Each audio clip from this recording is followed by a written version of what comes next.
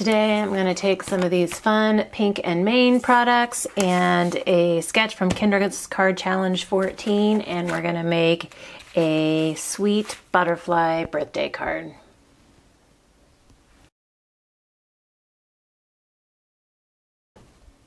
Hey, it's Beth. Welcome. This is the KCC 14 Pink and Main collaboration hop. So the collaboration team members for Kendra's Card Challenge 14, we're all crafting with some Pink and Main products today because Pink and Main is one of the super sponsors for KCC 14. So this means they've donated some prizes and they've donated some products for the collaboration team to play with. So today I have the Pink and Main Take Care stamp set. I love the big bold sentiments, and it's not often anymore, or for me anyway, that I see a lot of like just sentiment sets that are like nice, big, and bold. A lot of times there's like images or something on it as well. So I'm excited for this. It's a very versatile set. You know, thank you, take care, happy spring, hello friend, congratulations, happy birthday. So I see myself using this one quite a bit. I also have the Pink and Main layered butterfly dies. So there are 4 different butterfly shapes with the kind of outline background as well as the detailed layer. You can kind of see what they look like there. And I have the Pink and Main butterfly background stencil set. So again, you can kind of see what it will look like there. There are 4 pieces to it, so you can get the butterfly layers as well as kind of like a background, just some scattered dots. So I'm going to be using all of these products on my card today, and I'm going to be using sketch number 1 from Kendra's Card Challenge 14. So we can go ahead and get into the card, and I can tell you more about the collaboration hop as we craft. I'm gonna start out with my stenciled piece here. I've just got a piece of white heavy-duty cardstock that is 4.25 by 5.5, and I just used some washi tape to create a frame around it to keep it from sliding around, and then I did use the washi tape to hold my stencil down as well. So starting out with half of the butterfly wings, I'm just using some pink distress oxide ink to create those wings, and then there's another piece that has the other half of the wings, and I'm going to be using the same pink on that as well. This is a collaboration hop, and so there is a playlist linked for you in the description box below that you can hop along and see all of the other design team members that are creating with Pink and Main products and the products they're using and projects they are making.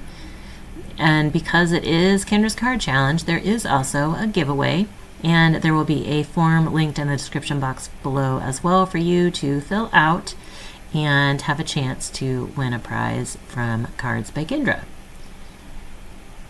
I will also have the Pink and Main products linked below, and then there's also going to be more information on Kendra's Card Challenge if you haven't checked it out yet. Each quarter she puts out a cutting guide and 15 sketches that allow you to take 6 by 6 sheets of paper and turn them into 15 wonderful cards. And there's a Facebook that she has that you can upload pictures of your completed cards on and have a chance to win more prizes. There's always so many awesome prizes with Kendra. She's so generous with all of the prizes she gives out, and then the super sponsors contribute prizes as well, so there's so many opportunities to win. I'm moving on to the 3rd layer stencil here, and this is the butterfly bodies, and I'm just using kind of a teal color to stand out against my pink.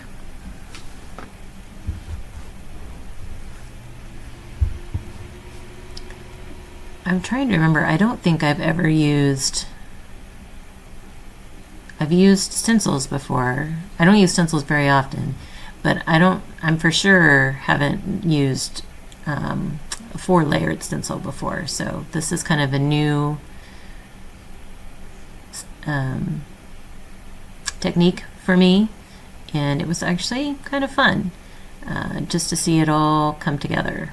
And the stencils were easy to use, and they are easy to line up if you pay attention to how you're putting them down. I just kind of had them scattered at one point, so they were all in different directions and orders.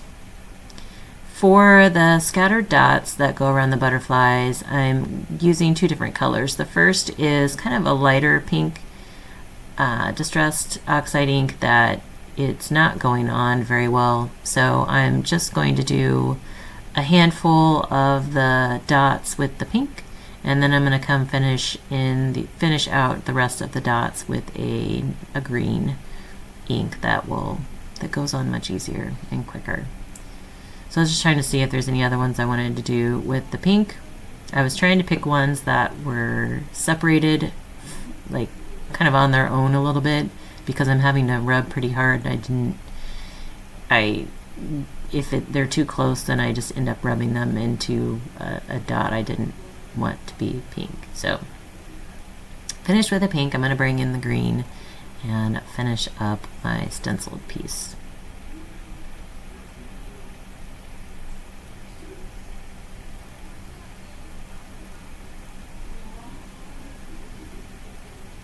Do you use stencils? I always forget about stencils. I have several. I just always forget about using them. I think because I have so much pattern paper, I know like this is an awesome way to make your own pattern in the colors, any color you want. But it's like I have so much paper, I always tend to forget about pulling out the stencils and being able to make something exactly what I need. So I was just doing a quick check to make sure I had all of the dots filled in, and now the fun part, the big reveal. I love how crisp and clear and bright it turned out. So now I'm working with sketch number 1, and my butterfly pattern is going to be those two pieces that kind of come in on the front at an angle. And I didn't really use Kendra's dimensions because I figured I was just wanting to cut it in half so I could use as much of that butterfly pattern as I possibly could. Now it's just a matter of trying to figure out how I want them oriented, and I kind of turn and play.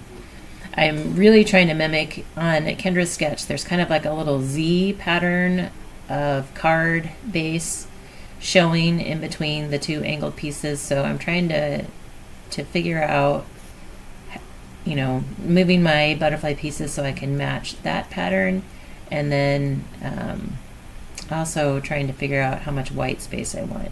I had pulled out this gray tone polka dot tone on tone piece. It was already pre-cut to an A2 card mat, so it's 4 1/8 by 5 3/8, and I was thinking that I needed a color, but I wanted a neutral behind my butterfly piece because I was afraid, since it's a white background going on a white card base, that it wouldn't stand out.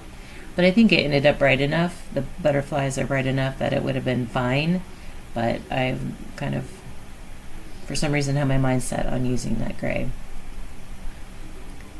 So I end up turning, once I kind of figure out where I want my butterfly piece, I turn the card mat over and then kind of trace around the card mat onto the back of the butterfly piece, just to give myself some guidelines to put my adhesive on, just so that when I'm cutting I don't have a bunch of extra adhesive.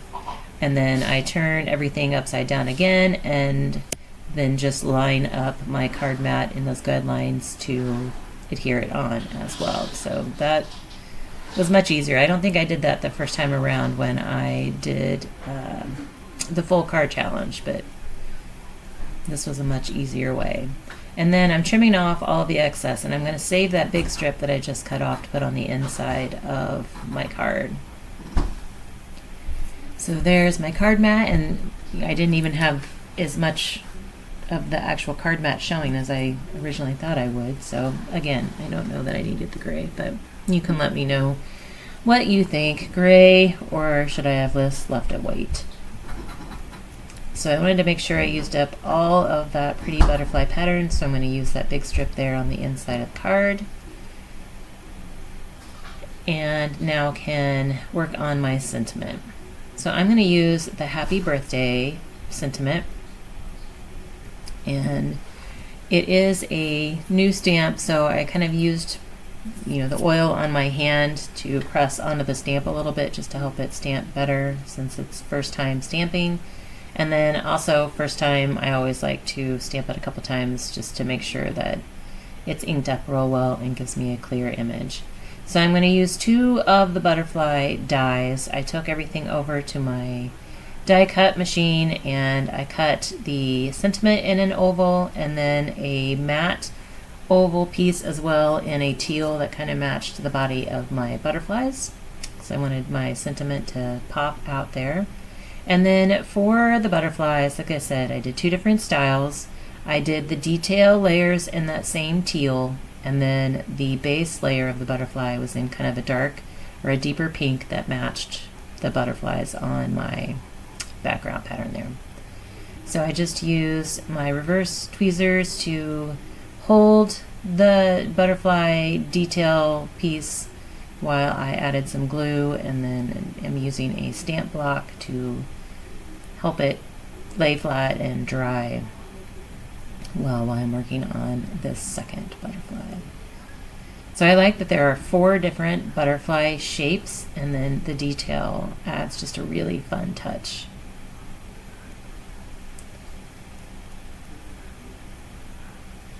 Now that they are dry, I'm going to add them to, I wanted them to kind of frame my sentiment piece.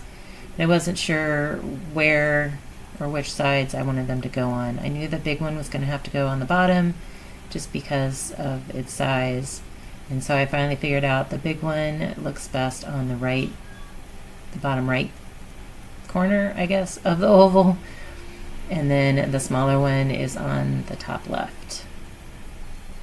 So I can use my block to help those dry, and we'll finish off my card. Hope you guys enjoyed my bright and cheerful butterfly card today. Again, please be sure to check out the playlist below to see all of the team members and the products used and projects that they made, and all the other links in the description box below for the giveaway and info on Kendra's Card Challenge and Pink in Maine. But I thank you guys so much for your time today and hope you all have a very crafty day.